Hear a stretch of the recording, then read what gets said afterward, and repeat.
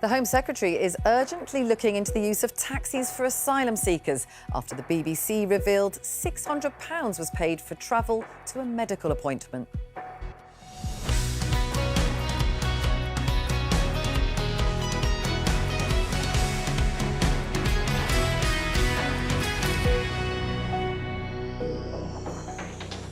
Hello, I'm Vicky Young. Welcome to Politics Live. Joining me today, Labour MP Barry Gardiner, former Conservative advisor Anita Boateng and broadcaster Richard Madeley. We'll be talking about that BBC investigation into life in asylum hotels in a moment. Also today, why did the US President use his speech at the United Nations to take aim at the Mayor of London? I look at London, where you have a terrible mayor, terrible mayor. And it's been so changed. We'll ask a Donald Trump ally. Fewer collections and more bins. Is it all a bit rubbish? We hear from Alex, whose landfill waste is now collected only every 3 weeks. And if you've got a view on that story or any other, get in touch. Remember, it's your BBC News, so we want to hear your voice.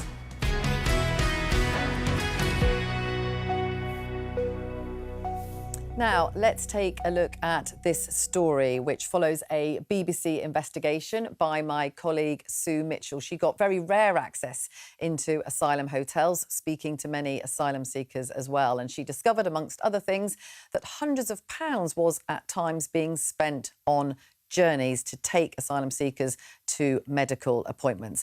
Let's have a listen to some of her report. Kadir says hospital appointments for migrants can often be far from where they live because they get moved around so much. He had a recent NHS consultation that involved a 500-mile round trip. The Home Office picked up the £600 fare. Myself, I don't like it, but we don't have any choice. But should the Home Office give me the ticket for the train? This is the easy way, and they not spend too much money. But other way, they bring taxi for man like me. Is the cost too much money? We know as well, but we don't have any choice. It's crazy. Barry, what do you make of that? I mean, the asylum seekers themselves saying it's crazy. It is. It's complete nonsense. And whichever official... I mean, why did somebody not say, we'll get a local doctor to look at this? But, you know, I think the fundamental problem underlying this is that the asylum seeker there has been moved around so many times because he's been in the system so many times. And what we were left with after the previous government was a clogging up of the court system where these cases had simply not been processed. We need to get that done. And in fairness to Shabana Mahmood, when she was Justice Secretary, she was doing that. But we need to do that. We need to get these claims processed. And then if people have a right to stay, fine. But if they don't, then they should be going back. Anita, the BBC asked how much was being spent on taxis, and they don't know. Yeah, and I think this really does get to the heart of it, which is this perception amongst the public, basically, that nothing works and that there isn't fairness in the system, because actually how many people are getting £600 for taxi appointments, whether they're really critical appointments or not, they have to find a way to make it work. And if we take one step back from this, right, which is not just about should the state be doing this? No. Should the state at least know if they're doing this? Absolutely, yes. But we're in a situation now where the government, because it doesn't have a structural approach to how to tackle asylum, and besides we should get rid of the hotels, ends up putting out endless fires of things that just occur because you have a system that doesn't work. So whether it's about asylum hotels, whether it's about now taxis for asylum seekers, whether it's about illegal asylum working, you have all these things that creep into a system because it's fundamentally been a bit of a hodgepodge. And I know the government says we're just going to get rid of the hotels, but the actual problem is not really just about the hotels, but the entire migrant system. And the prognosis of why don't we just smash the gangs as if no one has tried that is not going to cut the mustard. Richard, what do you make of it? Well, it's just the endless lesson, which I don't think will ever change, which is that civil servants are absolutely fantastic at spending our money. They aren't remotely accountable in the way that a commercial operation would be. A commercial operation would look at that scenario and say, sorry, it's a £600 taxi bill. We'll put them on a bus. We'll put them on a train. We'll find another way. I'll give them a lift myself. You know, I mean, they simply wouldn't write off a sum that big. And because they know that they're never going to be held to account for it, except very occasionally on programmes like this, they will continue to do it. It is, I'm afraid, a timeless problem. Barry, what do you say to that? Well, look, the accountability just doesn't seem to be there. And it's yeah. not like this is a new issue in terms of asylum hotels. And it does feel a little bit as if it only surfaces and is talked about once a journalist maybe uncovers something. Yeah, no, look, Anita's right. It is a hodgepodge. It is a broken system. I mean, again, I would point out we've inherited those problems from her party, but, you know, that's another matter. I would argue you've inherited those problems for over decades, and also COVID undoubtedly made it worse. But carry on. I mean, I don't want to sort of say, well, it's 14 years and you didn't do it. But look, let's just focus. But yet you did. Let's focus on the issue. The issue is these people should not be in the system for so long. The reason for that is the courts, but also now it's because of we need to address the appeals system, the constant appeals, and I think Anita would appreciate this, that actually what's happening is people make an appeal, the appeal is rejected. Then what happens is they go back into the system with a fresh application. That then is considered. They then appeal that, and it goes on and on. And as long as their lawyers are quick enough, and that's the main thing we need to stop, we need to get the system cutting in there to stop that endless cycle. Anita, one of the other things that my colleague Sue Mitchell discovered was illegal working, which I think has been reported on before, because asylum seekers are not allowed to work. I mean, there are countries where once you've been in the country 6 months and because it seems to be taking so long, they are allowed to work. Do you think that should now happen? Well, I think that what's happened to our system, it is not equipped for the volume of people that are now coming over to seek asylum. It's not just happening in the UK, it's happening all across Europe. So I think we can decide it's a party political problem. But actually, I think that every country in Europe is facing this problem, some of which weren't run by the Conservative Party, I might venture to add. But I think your fundamental point, Vicky, therefore, is that you end up in these situations where we had a system which made sense, which is if for the number of people that would normally come in regular times, you had a system where people didn't work because we thought that would create a perverse incentive. Now you're in a situation where the cost of asylum seekers in and of itself is becoming something that the public is not happy with, and therefore you might need to look again. But I really don't think it solves the real problem, because we have many reasons why asylum seekers want to come here. It's a fantastic country. There is a really thriving jobs market. There are all sorts of reasons. Language, lots of people speak English, for instance, why people want to come here, some of which are to do with NHS and benefits and all that, but actually some of the other pull factors are really strong too. And so if you add to that also the ability to earn money whilst this is going on, it could become more difficult. And then we don't have ID systems, you end up with people in the grey economy. It's complicated. From Stefan from Blackpool about this idea of working, and he said the people employing these immigrants should be prosecuted and sent to prison because fines are not working. The government know all this, but they don't do anything to sort it out. This is why there is now public outrage. Well, actually, there has been a crackdown on those workers, particularly the fast food delivery drivers and so on. And we've seen that actually in recent weeks, where the government have gone in and prosecuted. But I don't agree that we should be allowing people to work. Okay, I think it will be a big pull factor. What do you think, Richard? I think we could solve this problem overnight with the introduction of ID cards. And I don't see what our superstition about ID cards is these days. I mean, we effectively have them anyway. I mean, probably 5 or 6 times a year I have to produce my driving licence as a de facto ID card or my passport. I'd be perfectly happy to carry an ID card around. And if it was a simple fact of life that you couldn't get employment without an ID card, we'd resolve this problem like that. I mean, what about fakes? What about fake IDs? Well, what about fake driving licenses? What about fake passports? What about fake currency? What about fake credit cards? Be for biometric so it would have to be in a system that they couldn't fake that. What do you think about that? Yeah, I have to say, I was always not more on the no than yes, but I think my view is changing on this. But I do not agree that it's a silver bullet. Like, I do think that there are lots of things you need to do around enforcement and to make it a reality that actually but it would becomes make a big a much more difference. difficult. Come on, it would make a huge difference. I've really come to agree that we need to look again at that conversation, because the number of ways in which our market is open, I think, does make it much more challenging to grip something like this. And, you know, what about the suggestion here that people for example, there was in this report, a woman had come to the UK for cancer treatment, and she was quite open about that. You know, it's a terrible case. She has stage 4 cancer, and she was given the impression that if she came here, she would get treatment. Yeah, I mean, I think that we have often had this conversation about our NHS and how we ensure that it is for British people. And we know that it's a fantastic service. It is, in many senses, the envy of the world, even though we undoubtedly have had challenges in ensuring we can kind of meet demand. And so these are all the reasons why we do have to be kind of hard-headed a little bit about how we deal with asylum, because there are many more people that want to come to this country for good reason than we can accommodate. So therefore, we have to make choices, and they will inevitably have really, really tough cases at the margins of it. So that's I'd what a actually like functioning to system ask requires. you, do you think people are becoming more hard-headed about it, including people in your party, Barry, Labour MPs? Look, I think people are very realistic that the current situation is not sustainable, and that's right. But we cannot be the doctor's surgery or the hospital of the world. That would be totally wrong. But I go back to the point here that we have legal obligations to people who come here as asylum seekers. Those are legal obligations that we have. What we need to do is to make sure that we are not bringing in a load of people who are not genuine asylum seekers and them abusing the system.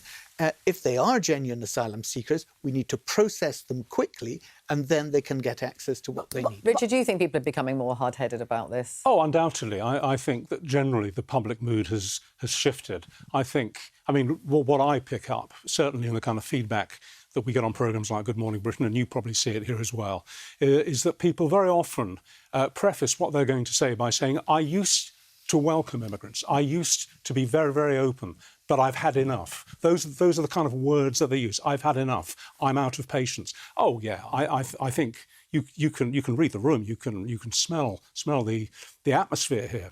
People in this country have, yes, run out of in larger numbers, run out of patience, and that has made them more hard-headed, undoubtedly. Yes. And I think that Barry, and I know you, but the Labour Party in general isn't engaging with this very specific point, which is there are many more people here, probably with rightfully have the claim to asylum, that want to seek asylum in the UK than we can accommodate. And I think that the unwillingness to grapple with that reality is going to make this a continual running stall for the government and for trust in democracy, which is a lot more fundamental than that. I just want to pick up on one thing that Richard was saying there, and that is, he's right, the mood is changing dramatically. But there are people who are trying to whip up that into anti-racist sentiment. Yeah. And I think what we have to do is be very careful to distinguish what is simply good sense about a sustainable management of the number of people who are coming here, processing that properly, with actually sliding into the nationalist racism. I think he's completely can right. Take hold of the conversation. This is what happens with tides of public opinion, strong tides of public opinion. There are some people who will surf them. They'll use the change of that tide, that energy flow, sometimes for good, but very often, you're quite right, cynically.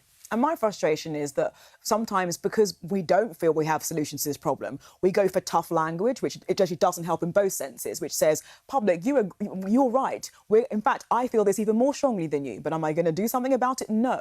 But I'm instead kind of whipping up that sentiment. So I think we have to be really cautious here. And that's where my frustration comes, because where is a plan to fundamentally reassess how we deal with asylum claims? I mean, there's talk of alternative accommodation to hotels. I mean, how do you feel? We again, in this report, we saw images of some of the people in the hotels cooking in the shower because the food that was being given to them just didn't really, suit them or their families. We heard from a young girl who's been moved from one hotel to another several times. I think she's been in the system for about 9 years. What about the alternatives? That's what is wrong, Vicky. That's exactly the problem. People should not be in the system for 9 years. And if we got civil servants in the Home Office processing this properly and quickly, cooperating and coordinating it with the Justice Department, so we get these cases through the courts, instead of having this huge backlog of hundreds of thousands of people bottlenecked in the system. That's where it needs to be sorted. Now, it doesn't sort the number of people coming in, and Anita's absolutely right to talk about that. But there we have to have a number of different strategies, and ultimately we need to be looking at how we reframe the 1951 Convention, because that is a really important piece of legislation which has saved hundreds of thousands of lives, but it's now out of date because it was done in a time when, in response to the Second World War, people were moving into the next safe what would country. you want to be done to that? With negotiation, yes, obviously. Of course. Look, the start of it has already happened, and that was the most significant thing that has changed with this government, and that is the deal that was done between Yvette Cooper when she was at the Home Office and the French authorities, so that we now actually have processing with cooperation of a foreign government on their soil. Now, once we can get that pilot scheme expanded, and hopefully to other countries as well, we've begun to look at a system where actually people don't have to only claim in destination countries. They can claim en route and have their processing and separated out there and then. OK. Now, President Trump addressed the United Nations last night. It's the first time that he's done that since 2020. It's fair to say he went slightly over his 15-minute speaking slot. He spoke for about an hour, and he did include an attack on Sadiq Khan, the Mayor of London. Have a listen. And I have to say, I look at London where you have a terrible mayor, terrible, terrible mayor, and it's been so changed, so changed. Now they want to go to Sharia law, but you're in a different country. You can't do that. Well, I'm delighted to say we're joined by Greg Swenson, who is the chair of Republicans Overseas UK. Thank you very much for coming in to speak to us. We heard a tiny bit there of the long speech that President Trump gave to the UN. He did launch a very outspoken attack on Sadiq Khan, the Mayor of London. And a spokesperson for Sadiq Khan said, we're not going to dignify his appalling and bigoted comments with a response. So what do you say? These comments, appalling and bigoted? Well, I think I don't know that it's bigoted, but in fact, I think that's unfair to call it bigoted by the mayor's people. But I do understand that it's a distraction, right? What he really focused on was mass migration and energy. And that's something he's been talking about for years. And even back in the 80s, Ronald Reagan was talking about it with the German chancellor in 1981. And so those were the real messages yesterday. And reforming the UN, of course.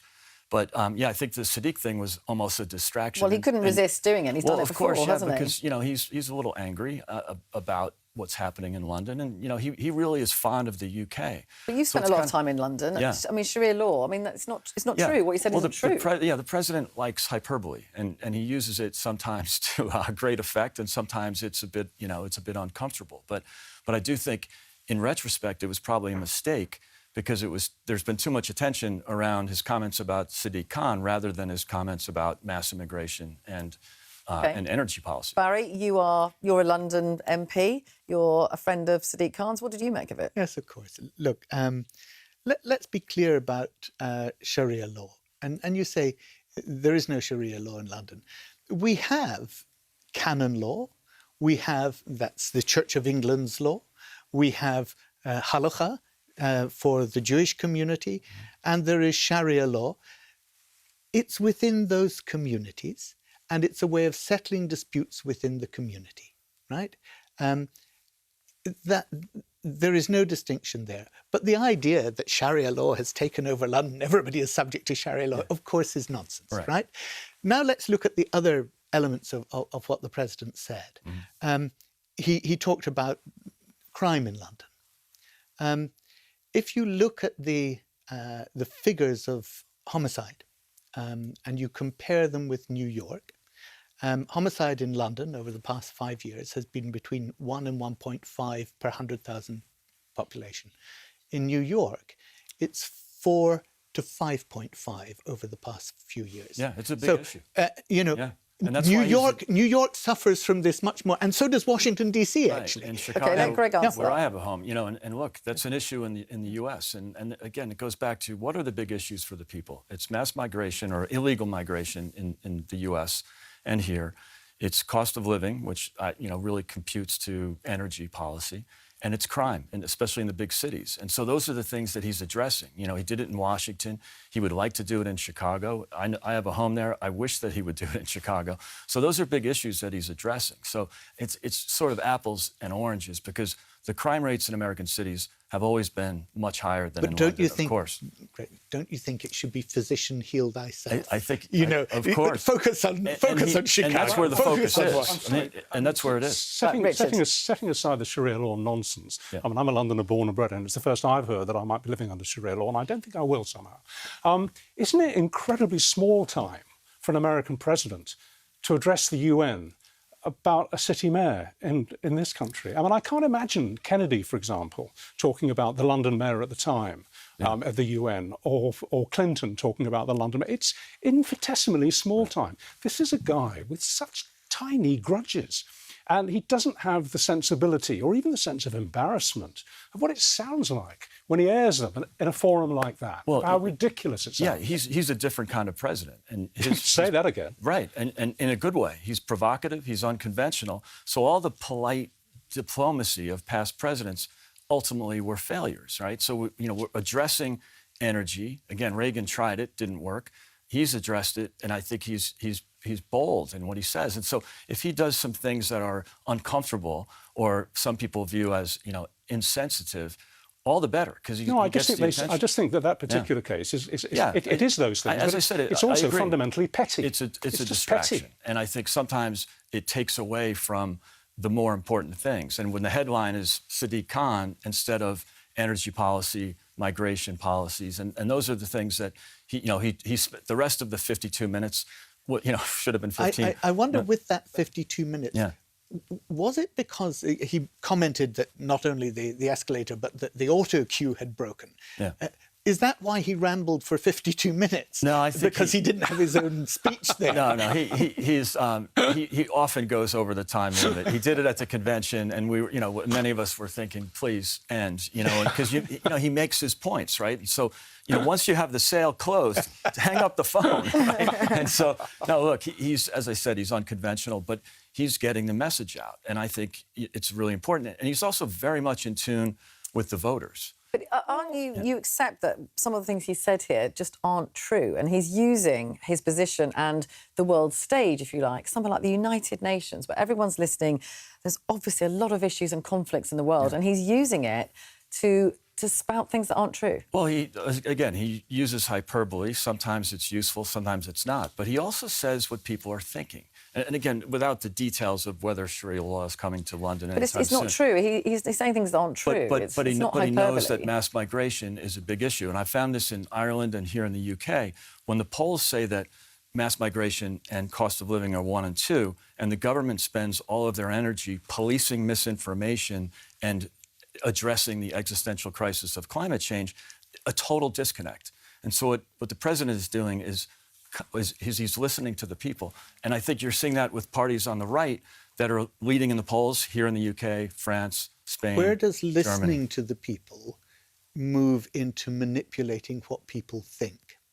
And that's what worries me about it, because actually there is a move within certain parts of the media in North America to try and make people think a certain way. The social media is pushed in that direction. And it seems to me that when you say he's where people are, well, actually, and he's stating, it as it is, he's not stating as it is on climate change, because actually all the world's climate scientists in the Intergovernmental Panel are very clear that it is let Greg that's answer probably that point. a longer conversation. But what he is getting to is, I don't know that all are in the same have the same view, but the vast majority of experts do agree that climate change. What the president is saying is, let's not squabble over whether there's climate change or not. Let's liberate the energy sector so petrol prices go down. He's thinking about the people. But that's going to exacerbate the climate problem. But then stop buying Russian oil. It's kind of. Anita, what do you make of the approach that President Trump takes on these occasions? I'm really interested in one thing that I think is really creeping through into the US is where are shared facts, right? Because this idea that London is subject to Sharia law is an idea that is virulent in the US amongst a certain group of the population. And here. And what really concerns me is that I do not want the UK to enter a place where we do not have shared realities. Because you sometimes get glimpses of this kind of media, of these videos of like, this is what London is like. I really struggle to see that Donald Trump had anything close to anything during his state visit that would indicate that Britain was subject to Sharia law. But nevertheless, like, this has become an idea that Americans of a certain tribe have really glommed onto. And I'm concerned that that this is going to become more of a phenomenon in the UK. I don't like it in the US. I think it's really deeply damaging, actually, to have depictions that just really are not close to reality. And I really think that it's important, of course, for the President of the United States not to amplify this information. Greg, that's the point, isn't it? It's picking up things that are circulating online where are completely unproven. Yeah, I mean, obviously he can't have experience in London, right? He's the president. He's not going to walk the streets. But I do think that he's listening to the people. Again, if but he's talking about something he doesn't know about, isn't he? No, you don't have to just read the polls, right? He does read the polls, or at least But he does get briefings as well. Sure. He doesn't just read what the polls say. He gets briefings of what the facts are. Right. Now, they may be facts that he doesn't like, right. Whether it's over Sharia law or whether it's over climate change. But the point is, if he is the president of the free world, speaking at the United Nations, one would expect him to stick to the facts. He's not one to stick to the script, right? Again, he's Does he read his briefings? Yeah, I mean, that's not his thing. And he looks at the issues, and if he can amplify them or get attention Yeah, but to I'm them, sorry, I think there's a huge difference between hyperbole, as you described it, and an outright lie. And I think most people, when they listen to a political speech, are capable of recognising hyperbole when they hear it. They know that it's a dramatic exaggeration being used for effect. That didn't sound like a dramatic exaggeration yesterday. That sounded like a barefaced statement of fact.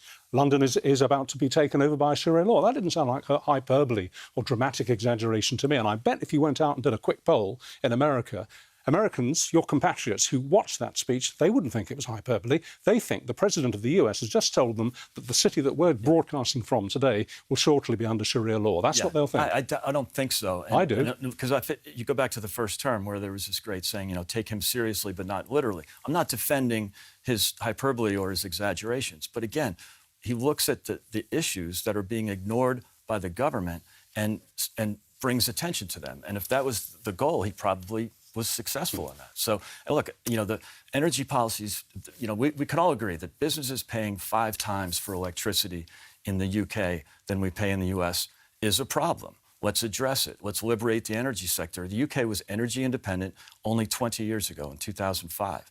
And so he did that in his first term. He's doing it again.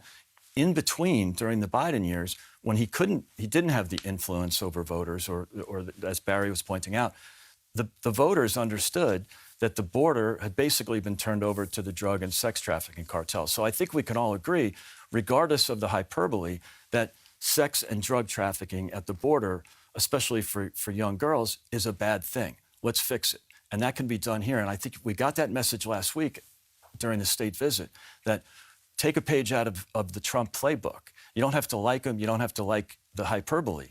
But you can actually learn from what he's doing, fixing the energy problem, fixing the open and illegal migration problem. It can be done. OK, Greg Svensson, thank you very much Thanks, indeed Vicky. for coming in and speaking to us today. Now, you can get in touch by contacting Your Voice, your BBC News. Their contact details are on the screen now. And on tomorrow's programme, we're going to be talking about parking fines and charges and asking if they're fair. Send us your thoughts, I'm sure you have them, or record a short video note. We look forward to hearing from you. Now, I'm delighted to say that Henry Zeffman, our GPS correspondent, is with us now. And you're here to talk about this story here, which you can see, which is the Tories calling for inquiry into something called Labour Together, which is supporting Keir Starmer. Tell us what this is all about. Well, bear with me, Vicky, because it's a bit complicated and it's a bit historic. It concerns work that Morgan McSweeney, who's now the Prime Minister's Chief of Staff, did at Labour Together, a group which he ran before he first went to work for Keir Starmer in 2020, when Keir Starmer was running ultimately successfully for the Labour leadership. Now, in 2021, the Electoral Commission fined that group, Labour Together, more than £14,000 for breaking rules about how to declare more than £700,000 of donations that they'd received. Essentially, they didn't declare most of them, and they're meant to be declared within 30 days. Now, that was reported at length by a very good investigative journalist, Gabriel Pogren, at the Sunday Times back in 2023. Perhaps it should have been covered more extensively then. Perhaps, it should have been more of a subject of political debate. That is a question of itself for political debate. But all of that has been known for a couple of years.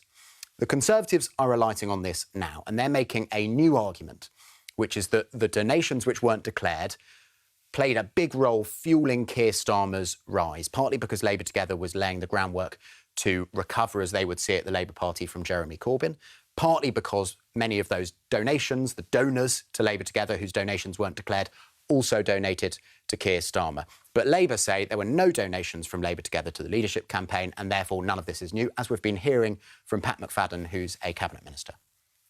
The Electoral Commission is the organisation that polices donations and declarations in politics.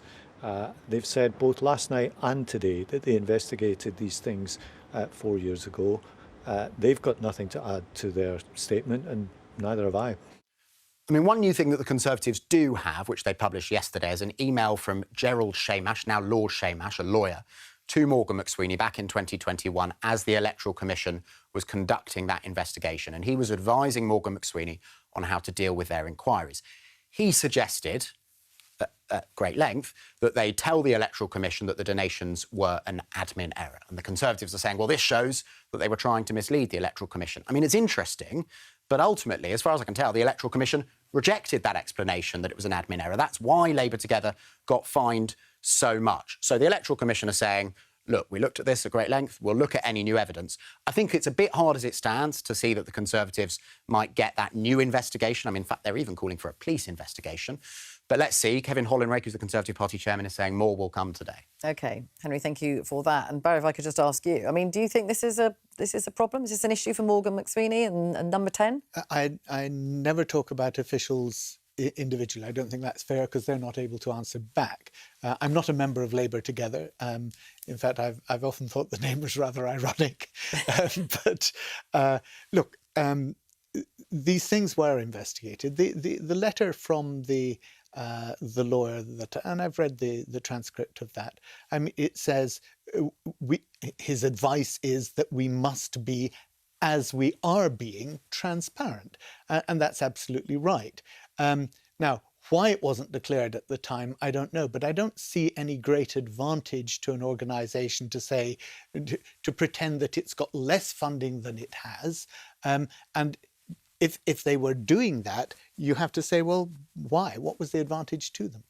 OK, we're going to talk about something very different now, because we are going to talk about bins. Have a look at this BBC News story, which is referring to West Berkshire Council, saying that the council's going to start 3 weekly black bin collections, but it doesn't just apply to West Berkshire Council. It is happening all over the country in England. Let's speak now to Alex Hollis. He is a local resident. And Alex, thanks for joining us. Now, this is an issue which lots of people have very strong opinions about, and it is happening in lots of places. Just tell us what's been happening there with you. Yeah, so core services and removing rubbish is kind of one of the important things that is important to everyone. It affects everyone. Everyone uses those services. So West Berkshire Council, I think down to a mix of budgetary cuts and environmental concerns, have chosen to change their fortnightly bin collections, which is down from 10 years ago or so, from what would be a weekly collection now down to every 3 weeks. And that causes a lot of rubbish to accumulate on our properties and means that we have to do a lot more washing and sorting and recycling. And the councils, I think, are under an obligation, they're going to have to be, to start recycling food waste. That is part of it. And also councils do say that it's a good thing to recycle generally. I mean, what do you say when they make that point?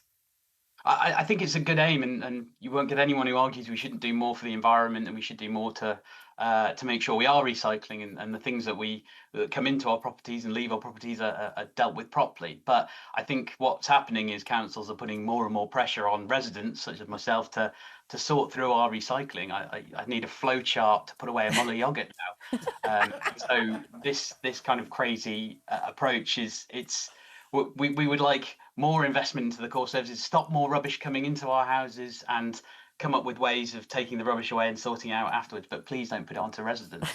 OK, Alex, stay with us for a minute. Barry, I mean, we're all laughing there, but actually... I know the yoghurt pot he's talking about, because it's the one that you have to peel the paper wrapper from outside, put that in the paper recycling, the pot itself goes into the plastic recycling, and the lid for it has to go into the stuff that you can't recycle. So does that suggest it's gone too far? It doesn't, actually. Look, I think it was a great example, but we do need to. It's one of the things that I really, commend the previous government for. They did introduce tougher recycling rules. They're coming in. It's absolutely right that they do. But we need a recycling system to back it up in this country, because what we're still doing is exporting most of our plastics overseas, where actually it's not processed properly, it's not recycled properly, but there's a discrepancy in the amount of money that they get paid per tonne for doing that, which means that it's cheaper for people to put it as somebody else's problem. Richard, are you a big recycler? I do my best, but I do put the bins out. I do. Yeah, I do. And bring it back in again as well. I did this morning. I do think, though, that it's disingenuous to use perfectly reasonable arguments in favour of recycling as an excuse for a lousy service. And I think that's the disconnect we're seeing here. Basically, they're making it difficult for us to argue against them, because they're saying, oh, but it's for recycling. It's almost a religious cross being waved in the air above our heads. I'm sorry, I'm from the post-war generation. I'm a post-war baby, I'm a boomer, and I'm of the generation that still thinks that we should be entitled in a civilised society to street lighting, street cleaning, and the bins emptied once a week. Not once every 2 weeks and not once every 3 weeks. And I look with huge suspicion at the excuses that are given for a thrice month, basically a once monthly service. It's not good enough. Well, Councillor Stuart Gawley, who is from West Berkshire Council and is in charge of environmental issues at the authority, he acknowledged that a public consultation produced a mixed response, is how he put it. Alex, I don't know if you've got a street WhatsApp or anything like that, but what's the chat amongst the neighbours? I mean, how do people feel? Are some people perfectly happy with it? Yes, I think that survey was something like 51% could cope in moving to this new collection scheme, which puts 49% couldn't cope. And actually, when you're delivering a service to everyone, people who live in flats or live on their own or as couples versus living with families, ultimately they have different needs, and you can't have a one-size-fits-all service for them. I've got 6 bins outside my house and 4 inside my house, so even just sorting my rubbish now becomes quite a substantial effort. And the bigger your family is, the more substantial that is. And again, we generate quite a volume of rubbish. I'd like not to, absolutely, but the realities of the situation, the practicalities are, I do generate rubbish and I need it to go somewhere, and I need it more than every three weeks. Yeah. Anita, how do you feel about this issue? Well, I'm a former local councillor, and nothing gets people's goats up more than bins. Honestly, it's a really, really big issue, because I think actually Richard's point is, like, in a society like the UK, we like hygiene, we like cleanliness, we like order. These things really matter, and they matter to how people feel about their local areas, because in summer now, like, the climate, it's very, very hot. And so you have food hygiene issues, you have maggots, you have smells. All of these things exist, especially if you're talking about not collecting your bins for 3 weeks. And I think that actually the point around, like, are the council being honest about why we are in this situation, which is likely much more to do with money than to do with recycling. And incidentally, like, it's also about an issue of fairness, actually, because big families, shared accommodation, this is often a very difficult reality for a lot of people. And that's where they have much more challenges around managing their bins. And the way that society is now, like, we are not necessarily all going together for one weekly shop. We're ordering things from Amazon. We're doing all sorts of things that means there's much more product coming in. So I think that practically it does really make life difficult for a certain group of the population, and maybe groups that are find it much more difficult, not people living, 1 person, 2 people in a household. So I think for practical reasons, as well as the amount of time it takes to sort the recycling, I think this is really, really a problem. And I imagine that the residents will get together and slightly frighten the council off this one. There's someone else from West Berkshire he's a Labour Party member, Mike, and he's been in touch. Let's have a listen to what he has to say. Where I live, all 6 of our flats have a black bin each, but we only ever use one between us. We all generate so little general waste these days that I can't really see a problem with a 3 weekly collection, given all the opportunities that there are for recycling tins and paper, etc. And as long as councils and contractors give clear details of exactly what's going to be collected and when. Richard, do you think that is the other point here? We maybe should all be trying harder not to produce so much waste. Yes, of course we should, and we all fail, don't we? I don't know anybody who's completely happy with their level of waste production.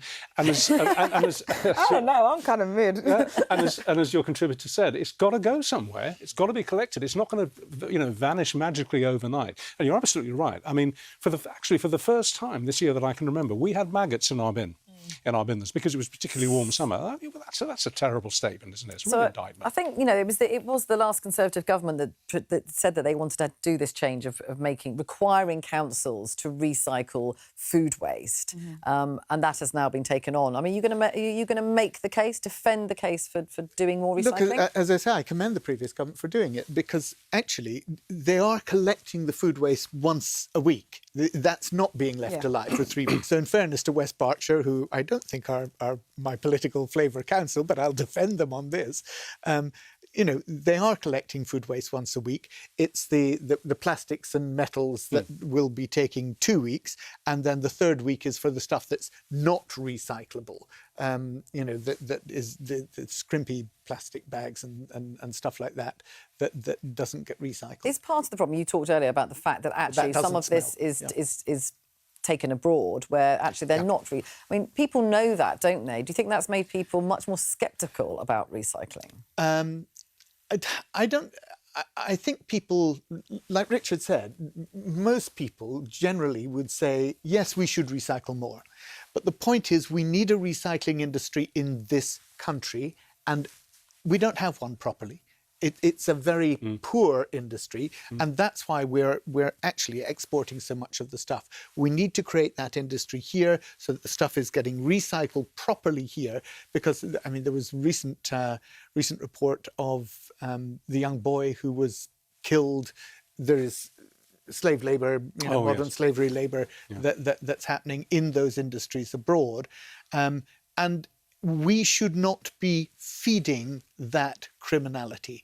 We need to be dealing with it here, and that is a job for this government to create that sector. Is there an opportunity, Anita, here to make this industry better and to do it here? Yes, I think so. But I do think the recycling issue, I think we're all in agreement. People should recycle, we should encourage it. But there is also like a genuine practical balance that we have to strike between encouraging people to do this, but not making it either so complex or making it so infrequent that people go for fly tipping or they don't manage their bins. And all of these problems do exist, and they make the areas feel considerably worse, and they're much, much worse than things like 2 weekly collections. I think I completely understand that there's probably financial reasons why the council is moving this direction. I think they need to be really, really open-eyed about what this may result in terms of the reality of managing waste.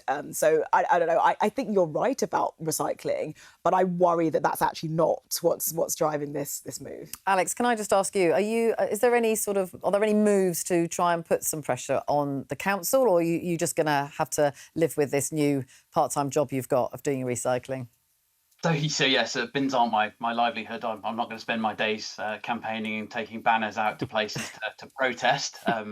It's going to be something we have to live with. But I just think it's a degradation of local services. That I work for a British business, British tech business, which is great, and I bring into the economy. My wife works and runs her own business. We both volunteer. She's a school governor. I've been in the police for many years as a special constable. We give a lot communities. Okay, well, I feel like we want a bit more back. Thank you very much. We will leave you to your flow charts. You can get in touch by contacting Your Voice on this or anything else through BBC News. Their contact details are on the screen now. Just a reminder that on tomorrow's programme, we're going to be talking about parking fines and charges and asking if they are fair. Thanks to all my guests.